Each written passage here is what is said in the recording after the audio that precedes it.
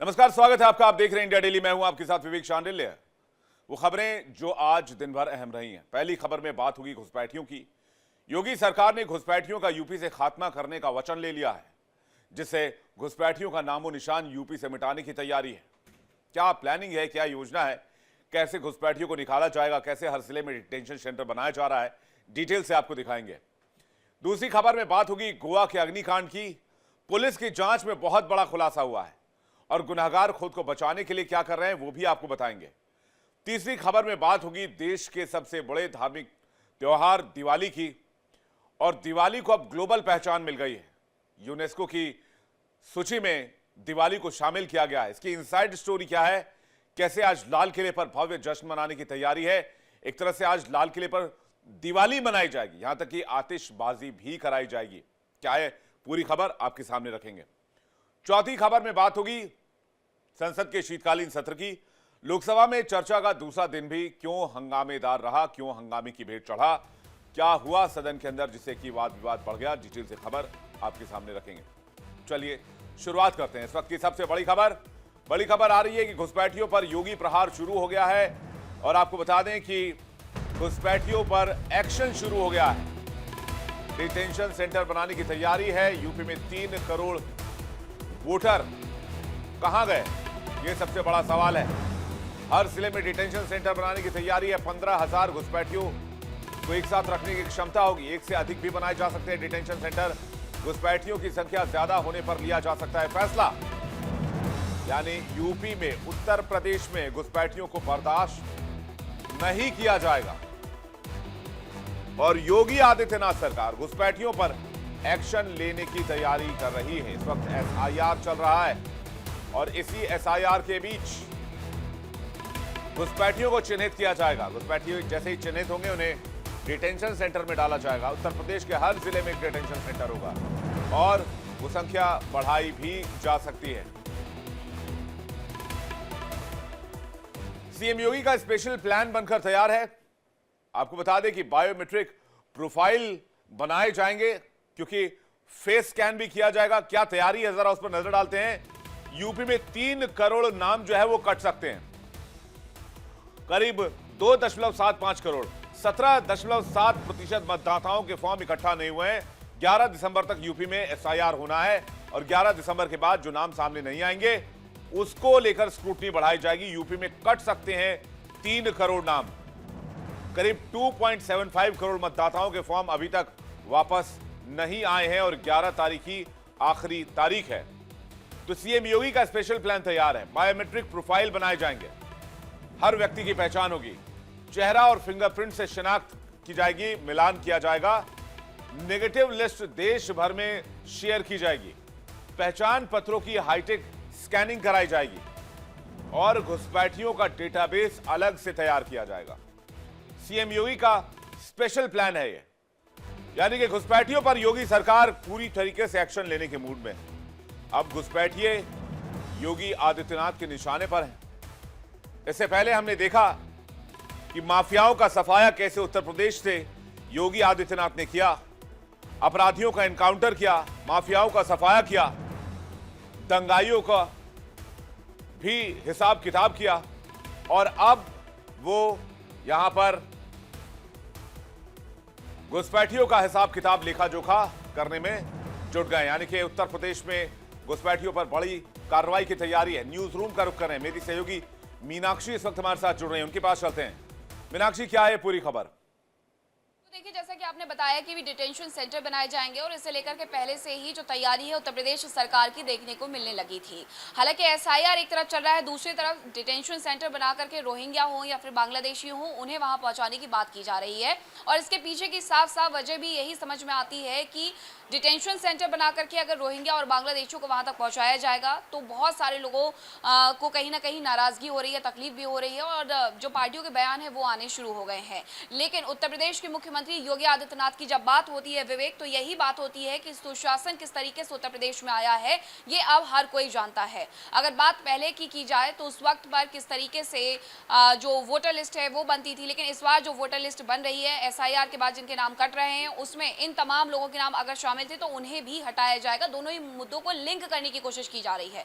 मुख्यमंत्री योगी आदित्यनाथ की तरफ से योगी की पाती लिख करके उत्तर प्रदेश के लोगों से ये कहा भी गया था, उनकी तरफ से ये आग्रह किया गया था कि अगर आपके घर पर कोई काम करता है तो उस व्यक्ति के बैकग्राउंड के बारे में अच्छे से जान लीजिए, क्योंकि उत्तर प्रदेश के हर एक संसाधन पर पहला हक वहां पर रहने वाले लोगों का है। तो यूपी में ये 3 करोड़ नाम इस तरीके से कर सकते हैं। हालांकि इसके इतर जो समाजवादी पार्टी सुप्रीमो है अखिलेश यादव, उनकी तरफ से कहा जाता है कि ये 3 करोड़ से ज्यादा नाम 5 करोड़ तक जा सकते हैं। यानी डर जो है वो भी सताने लगा है इन पार्टियों को कि अगर रोहिंग्या और बांग्लादेशी चले जाएंगे तो एक अच्छा खासा वोट बैंक भी खिसक जाएगा। आपको याद होगा कि किस तरीके से ममता दीदी की तरफ से पश्चिम बंगाल में ये कहा गया है कि कुछ भी हो जाए उनके जीते जी वहां पर डिटेंशन सेंटर नहीं बनने वाले हैं। तो एक सरकार जहां डिटेंशन सेंटर बना करके रोहिंग्या और बांग्लादेशियों को वहां पर भेजने की बात कर रही है, देश से बाहर करने की बात कर रही है, तो एक सरकार, एक प्रदेश सरकार ऐसी भी है जो रोहिंग्याओं को बसाने की बात करती है, डिटेंशन सेंटर को बनाने की बात। वही उसी बात पर मैं आ रही हूँ।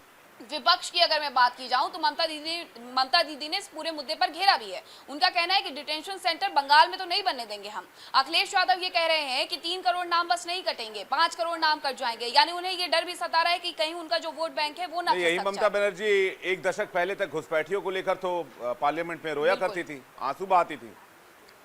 अब ममता दीदी को डोनाल्ड ट्रंप से कंपेयर कर दिया जाए तो कोई बड़ी बात नहीं होगी, कोई गलत बात नहीं होगी, क्योंकि वो कई बार अपने ऐसे बयानों से बदल जाती हैं। वो कई बार ऐसे सवाल भी उठा देती हैं कि क्यों आखिरकार हमारे पश्चिम बंगाल में बांग्लादेशी घुस जाते हैं, लेकिन वो ये भूल भी जाती हैं कि केंद्रीय गृह मंत्री अमित शाह क्या कहते हैं। उनका कहना है कि एक लंबी सीमा है जिस पर कहीं ना कहीं फेंसिंग करने की आवश्यकता है, लेकिन ममता दीदी वैसा करने नहीं देती है। ममता दीदी पिछले दिनों सड़कों पर उतरी थी। वो कह रहे हैं बंगाली भाषी को कोई टच नहीं करेगा, तो पूरे बांग्लादेश में बांग्ला बोली जाती है, तो क्या बांग्लादेशियों को भारत लेते आएंगे? बहुत बहुत शुक्रिया मीनाक्षी, इस जानकारी के लिए हमारे साथ जुड़ने के लिए बहुत बहुत धन्यवाद।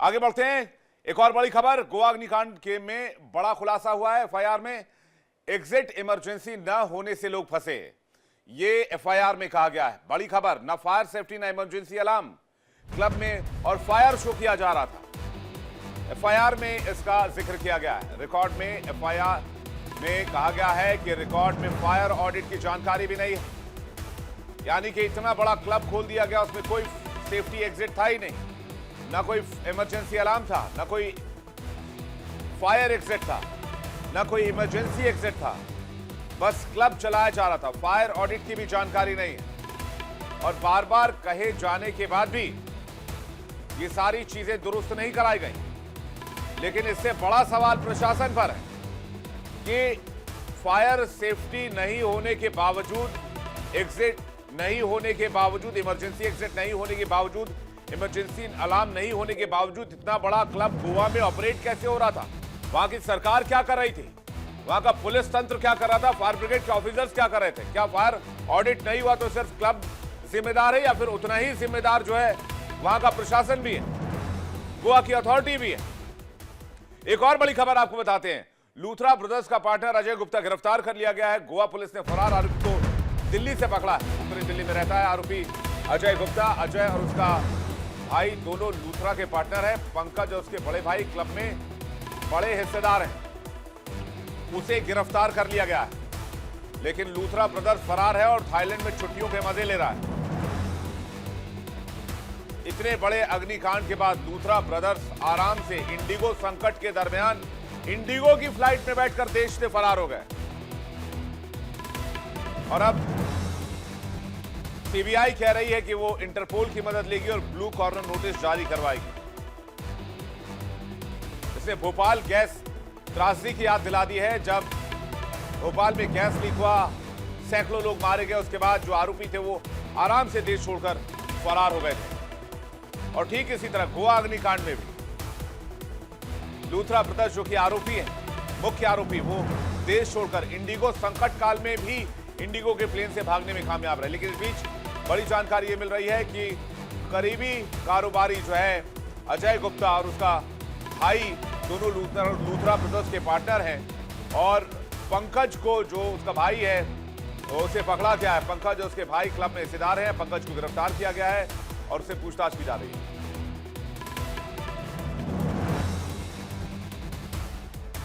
एक और बड़ी खबर आ रही है लूथरा ब्रदर्स पर गोवा सरकार का एक्शन। लूथरा ब्रदर्स का अवैध रेस्टोरेंट जमींदोज कर दिया गया है। अवैध रेस्टोरेंट रोमियो लेन पर बुलडोजर चला है। मंगलवार दोपहर रेस्टोरेंट पर बुलडोजर चलाया गया। 7 दिसंबर को अग्निकांड में 25 लोगों की मौत हुई थी। बड़ी खबर आपको बता दें, लूथरा ब्रदर्स पर गोवा सरकार ने एक्शन लगातार जारी रखा है। पहले जिस क्लब में अग्निकांड हुआ उसको जमींदोज किया गया, उसके बाद एक और जो क्लब था बागा बीच पर, उसे भी जमींदोज कर दिया गया।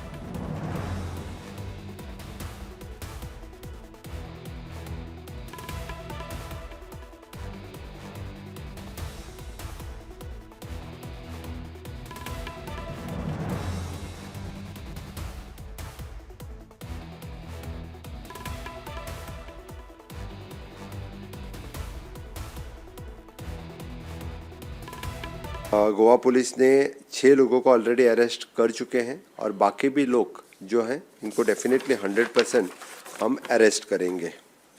इसके बाद में Goa being a touristic state, एक ट्रेजिक एक्सीडेंट होने के बाद इस तरह के एक्सीडेंट आगे न हो, इसलिए आज की meeting with all the departments और स्टेक होल्डर्स इनके साथ में हमने ली है। मैं टूरिज़्म मिनिस्टर और सीएस इन सभी ने यानी उनके सभी जो इश्यूज थे वो भी सुन के ले लिए हैं और हमने उनको एडवाइस भी किया है and follow the advisory also and follow the joint enforcement committee का रिपोर्ट फॉलो करो। इस तरह के एक्सीडेंट और कभी और कहीं पे भी न हो, इसलिए जो जो एरियाज हमें कंसर्न थे, for example the drowning of the tourist, जहाँ जहाँ पे रिस्क रहती हैं वहाँ सभी जगह पे and each and every rules and regulations और सेफ्टी प्रोसीजर्स हमने फॉलो करने के लिए कहा है। और एफआईआर में बड़ा खुलासा हुआ है। क्या बड़े खुलासे एफआईआर में पाए गए हैं, उस पर नजर डालना बहुत जरूरी है। आइए देखते हैं। एफआईआर में जो सबसे बड़ा खुलासा हुआ है कि इतना बड़ा क्लब अगर चल रहा था तो यहां पर एग्जिट इमरजेंसी क्यों नहीं थी। आपातकाल में अगर लोग फंस जाएं तो निकलेंगे कहां से। फायर सेफ्टी भी नहीं थी, न ही फायर ऑडिट कराया गया था, न ही इमरजेंसी एग्जिट थी। फायर सेफ्टी को लेकर तो कोई इंतजाम ही नहीं कराया गया। ये तो सबसे बड़ा सवाल है। और ये सवाल ना फायर सेफ्टी ना इमरजेंसी अलार्म, और ये सवाल इसलिए क्योंकि वहां का प्रशासन क्या सो रहा था, गोवा की सरकार क्या कर रही थी, ये सबसे बड़ा सवाल है। गोवा के सरकार के नाक के नीचे अगर इतना बड़ा क्लब जहां पर सैकड़ों की संख्या में लोग हैं और वहां पर लोग जा रहे हैं और वहां पर कोई फायर सेफ्टी है ही नहीं, वहां का कोई फायर ऑडिट ही नहीं है, तो जाहिर सी बात है पैसा खिलाया जा रहा है, सरकारी कर्मचारियों को पैसे जा रहे हैं, तभी वो क्लब चल रहा है। तो सिर्फ क्लब कर्मचारियों के या फिर एक्शन होना चाहिए, उनके ऊपर बुलडोजर चलना चाहिए, या फिर उन अधिकारियों के ऊपर भी बुलडोजर चलना चाहिए जिन्होंने पैसा खाया इस क्लब को चलवाने के लिए। इसलिए सबकी जांच होनी चाहिए, सब पर एक्शन होना चाहिए और ये सवाल सबसे पूछा जाना चाहिए उन करप्ट अधिकारियों से भी जिन्होंने इस वजह से इस क्लब के लिए पैसे लिए। तो ये कुछ खुलासे हैं जिन्होंने पूरे देश को चौंका दिया है। हमारे साथ नैना हमारे सहयोगी इस वक्त न्यूज रूम से जुड़ रही हैं। सीधे नैना के पास चलते हैं। नैना कह रहे हैं फायर सेफ्टी नहीं था, इमरजेंसी अलार्म नहीं था, इमरजेंसी एग्जिट नहीं था, तो इतना बड़ा क्लब बगैर अधिकारियों के मिली भगत के चल रहा होगा, बगैर फायर ऑडिट नहीं है और क्लब चल रहा है। तो ये जो बुलडोजर क्लब पर चल रहा है, ये बुलडोजर उन अधिकारियों के घर पर कब चलेगा?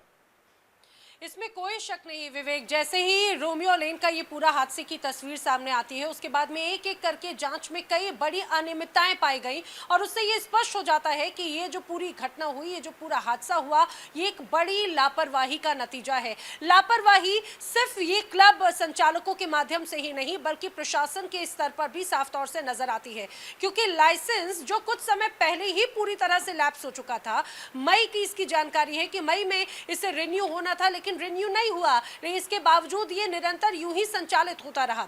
बड़ी अनियमितताएं, जैसे आपने बताया कि अलग अलग जो पैरामीटर्स होते हैं उन पैरामीटर्स पर भी यहाँ पर ये जो तमाम नियम है उनके अनदेखी की गई, पैरामीटर्स पर भी खरे नहीं उतरे गए। तो क्या समय समय पर ऑडिट नहीं हुआ, और अगर बिना परमिशन के साथ में इन्हें संचालित किया जा रहा था तो उसमें कौन कौन संलिप्त है? बड़ी बात यही कि क्या उन पर भी एक्शन होगा। जिस तरह से इस पूरी घटना के बाद में गोवा के मुख्यमंत्री बहुत आक्रामक रुख में नजर आते हैं। उन्होंने एसओपी जारी करने की बात कही, तो वही बात है कि जिस तरह से बड़ी कार्रवाई यहाँ पर है, क्या अधिकारियों पर, क्या इस पूरे सिस्टम से कनेक्टेड जो इस पूरे प्रोसेस में है, क्या उन पर भी बड़ी कार्रवाई होगी। लेकिन इसी बीच एक और बड़ी अपडेट मैं अपने दर्शकों को बता दूं विवेक, गोवा अग्निकांड से जुड़ी हुई लूथरा ब्रदर्स अब वो सरेंडर करना चाहते हैं। उन्होंने दिल्ली की रोहिणी कोर्ट में बाकायदा अपने वकील के माध्यम से जमानत अर्जी जो है याचिका वो दायर करवाई गई है और उसने कहा है कि हम खुद इस जांच का हिस्सा बनना चाहते हैं, हम खुद भारत आना चाहते हैं, हमें अनुमति दी जाए, लेकिन 4 हफ्ते की अग्रिम जमानत एक तरह से मांगी है।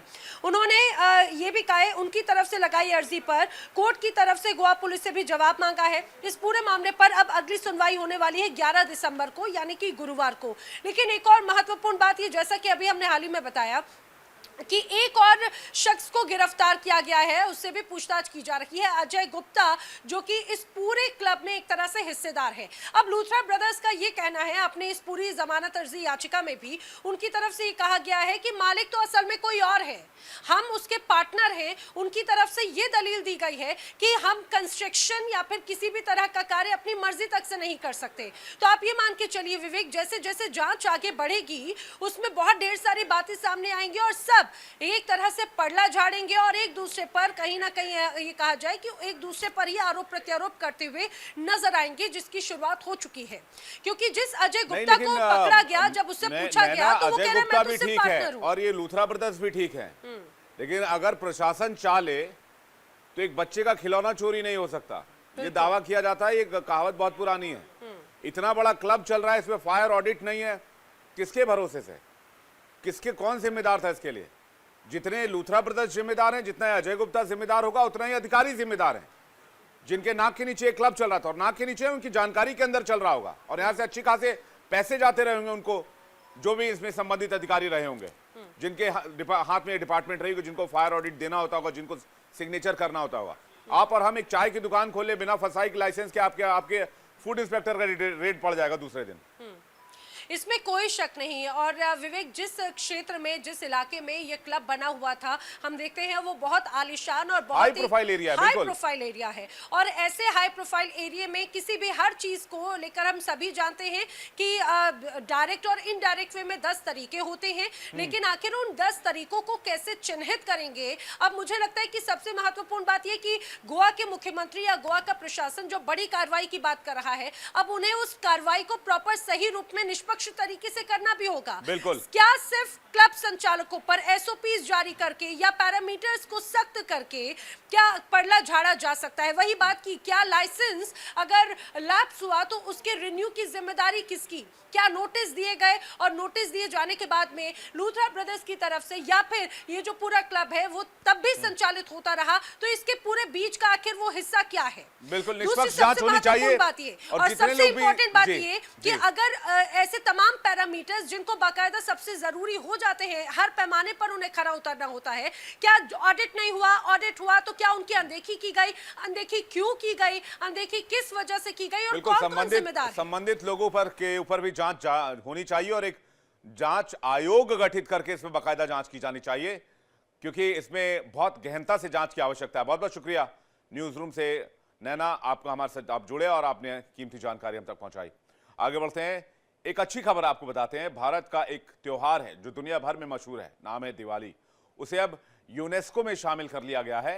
यूनेस्को की विश्व धरोहर की सूची में दिवाली को शामिल किया गया है। हालांकि भारत सरकार ने छठ पूजा का नाम भी यूनेस्को में भेजा है, लेकिन दिवाली का नाम पहले भेजा गया था और दिवाली को शामिल कर लिया गया है, क्योंकि दिल्ली में ही यूनेस्को की इस टीम की बैठक हो रही है और उस बैठक में आज ये फैसला लिया जाना था। लेकिन अब बड़ी खबर आ गई है, अच्छी खबर आ गई है। दिवाली को वर्ल्ड वाइड मान्यता मिल गई है। पूरी दुनिया में दिवाली को एक धरोहर के तौर पर अब देखा जाएगा। ये इस वक्त बड़ी खबर इस वक्त की आपको बता दें, ग्लोबल पहचान मिल गई है। यूनेस्को की विश्व धरोहर की सूची में शामिल कर लिया गया है। भारत अब 16 अमूर्त विश्व धरोहर भारत में है।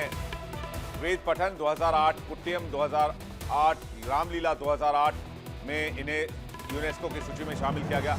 ऐसी कई चीजें हैं जो इस वक्त यूनेस्को की सूची में है। 18 कुल ऐसी चीजें हैं, माफ कीजिएगा 16 कुल ऐसी चीजें हैं भारत में जो कि ग्लोबल पहचान विश्व धरोहर के तौर पर दुनिया में रखते हैं। अगर आप देखें तो वो, जैसे कि मैं आपको 2008 की बात ही बता रहा था, 2008 में 3 चीजों को हमारे जो धरोहर है, जो सांस्कृतिक पहचान है, उनको जगह मिली।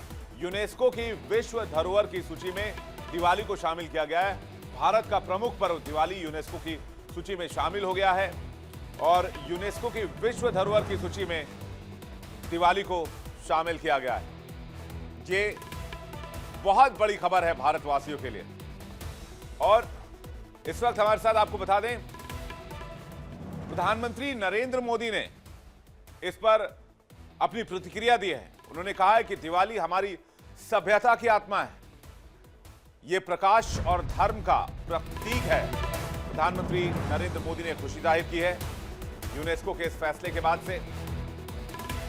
पीएम मोदी ने एक्स पर पोस्ट करके ये बात कही है।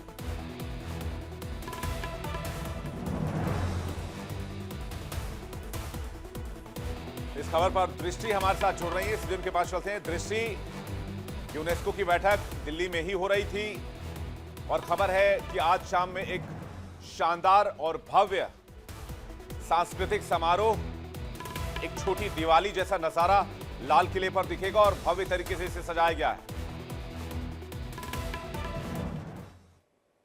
देखिए, बिल्कुल यूनेस्को ने फिलहाल दिवाली को अपनी एक सूची में शामिल कर लिया है। एक विश्व धरोहर के तौर पे इसको नामांकित किया गया है। 16वां तत्व है ये भारत का। और अगर बात बताएं, 8 से 13 दिसंबर तक नई दिल्ली के लाल किले में स्थित ये जो यूनेस्को के प्रतिनिधियों की मीटिंग चल रही है, इसमें हर देश 2 साल में एक बार अपने कुछ नए तत्वों को शामिल करने के लिए, धरोहरों को शामिल करने के लिए यूनेस्को को कह सकता है।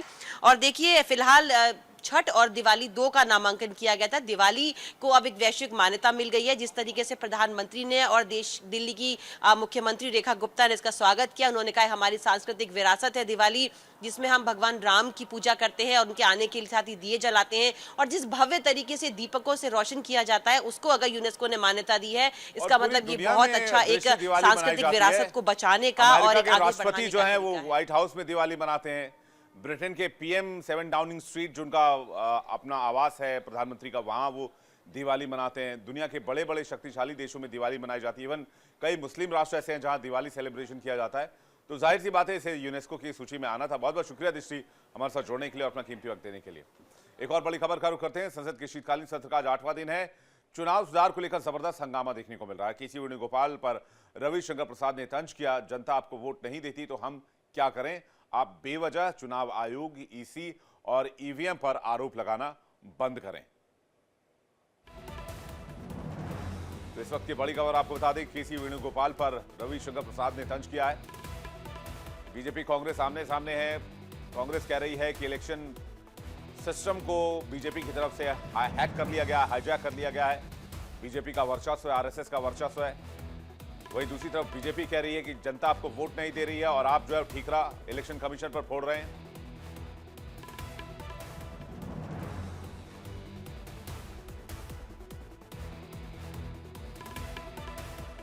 अपने अंदर विश्वास करिए महाराज, हम लोग कैपेबल हैं। सर, ये क्या मतलब है कि भारत की पॉलिटिकल प्रोसेस भारत के प्रेसिडेंट को सेलेक्ट करती है कि नहीं, भारत के वाइस प्रेसिडेंट को सेलेक्ट करती है कि नहीं, भारत के आर्मी चीफ को सेलेक्ट करती है कि नहीं, नेवल चीफ को सेलेक्ट करती है कि नहीं, भारत के प्राइम मिनिस्टर के पास न्यूक्लियर बटन होता है कि नहीं। देश की जनता भारत के प्रधानमंत्री और पॉलिटी को देश की सुरक्षा, इकोनॉमिक, पॉलिटिकल इस स्ट्रैटेजी में विश्वास करती है। तो भारत की चुनी हुई सरकार इतना कर सकती है, लेकिन भारत की सरकार एक अच्छा चीफ इलेक्शन कमिश्नर नहीं सेलेक्ट कर सकती। ये कौन सी बात कही जा रही है, मुझे समझ में नहीं आता है। वोटर कौन होगा? जो भारत का नागरिक होगा। वोटर कौन होगा? जो 18 साल से ऊपर होगा, 18 साल का होगा, अनसाउंड माइंड का नहीं होगा, और बाकी क्रिमिनल केस में जो प्रोविजन होता है।